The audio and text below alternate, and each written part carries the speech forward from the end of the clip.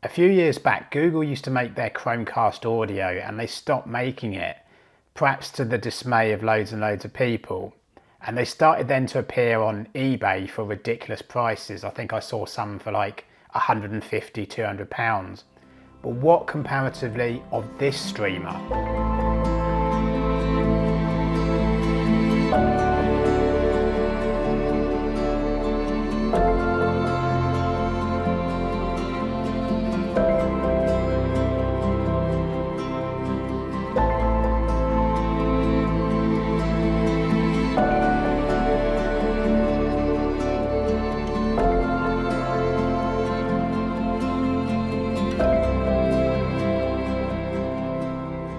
So this is a €99, $99, £90 streamer from a brand called WiiM, not W.I.M.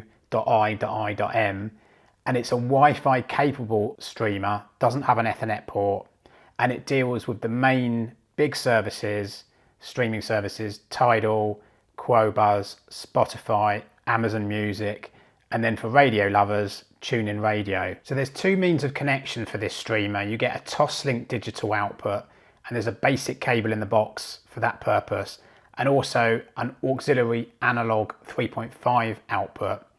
There's two cables, 3.5 to 3.5, and you get a 3.5 to 2 RCA cable if your amplifier has traditional RCA inputs.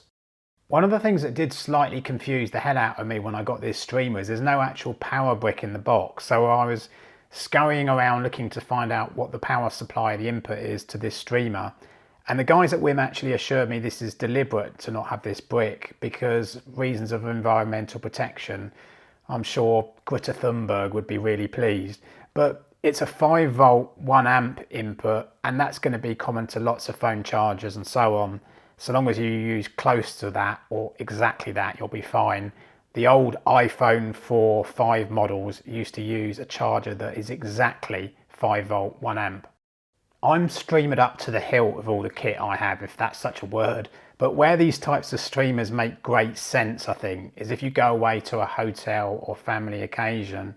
I remember a few years back, my dad hired this hall house, and everyone was pleased when I bought my Chromecast audio and mobile speaker. You could tap into all the streaming services and so on. Obviously, I think not everyone will spend on streamers like me because, you know, I've spent a lot on hi-fi. So they have a place, these types of streamers, in budget audio systems.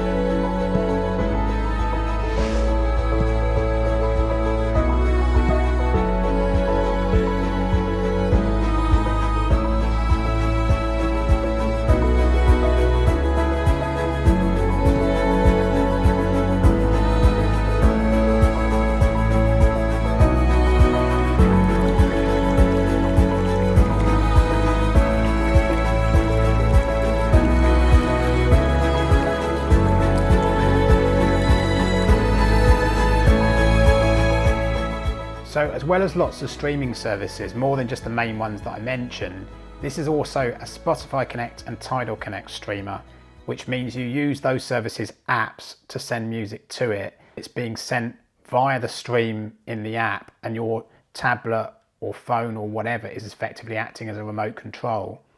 It's also an Airplay capable streamer, Airplay 2, which means that you can use Apple apps to send music to it or Apple compatible apps. And also you can use voice commands via Siri and Amazon Alexa. Music file wise, this streamer actually deals with pretty much every format you can shake a stick at. And I won't laboriously list every single one, you know, like some reviews, but I would say that if you use the analog outputs, the DAC can actually output its full 192 24-bit resolution, but if you use the Toslink output, it's downsample limited to 4816, which is obviously roughly CD quality. I have been assured by WiiM that they are bringing a firmware update to make the digital output from the Toslink connection bit perfect.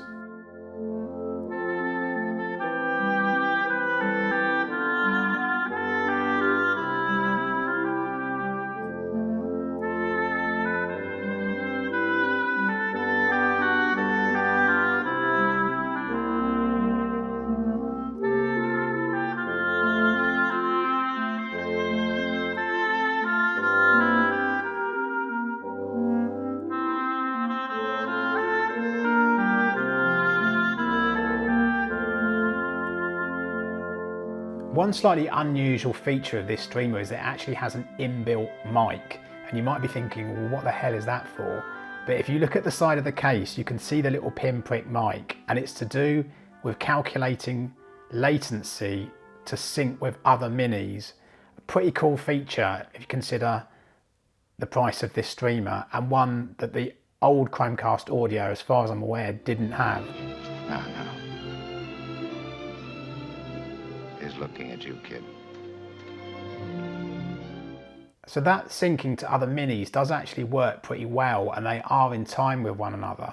So I would say overall the impression of this streamer isn't of just being a copy of the Chromecast audio, but a firm that have really gone out to do multi-room properly. And another thing to say about it is that the Mini is not just for streaming services, but if you use the auxiliary input, you can connect up other analog sources and then start playing music to that particular Mini, or then stream them to other Minis around your place. A very Sonos-esque feature. Bluetooth is a convenience feature of this streamer. You'd expect it at this price because a lot of people are going to be sending music to it via their phones. Let's be honest, us audiophiles probably aren't. But it's a 5.2 Bluetooth spec streamer, and it can also, importantly, handle Gapless playback. So that refers to the situation where you have a single album, maybe a concert, that the software ordinarily puts gaps into each track from one to the next, which this streamer doesn't do. The original Chromecast audio was a bit like that, with ungapless playback, if we can put it that way.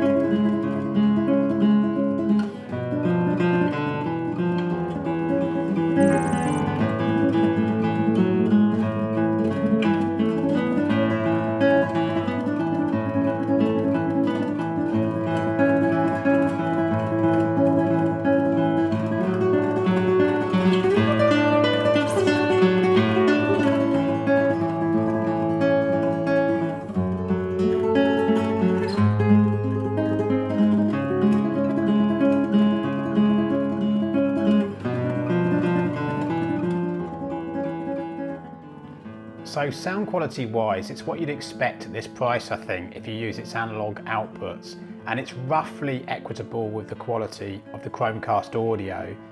It's slightly more refined with soundstage and tone though. I was testing mine with various kit and checked the description out for details of which hi-fi components I used.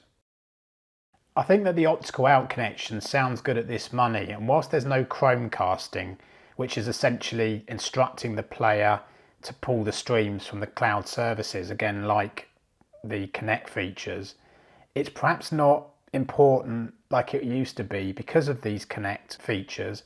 And also, you know, it's got Airplay too, and let's be honest, Airplay quality is going to be good for most DACs and for the types of systems that you use the streamer with. Based on the price of this streamer, its feature set and sound, it's just great, and there's nothing to say bad about it at this price. I think I'd probably be looking at pricier streamers on systems above the £1,000, $1,1500 mark. But WiiM's mini streamer is primarily aimed at budget systems anyway, and for that it does its job very well indeed. If you've never done streaming and you're a bit dubious of streaming as an audiophile, get one of these just to try it, because you may end up going on a bigger and better streaming journey.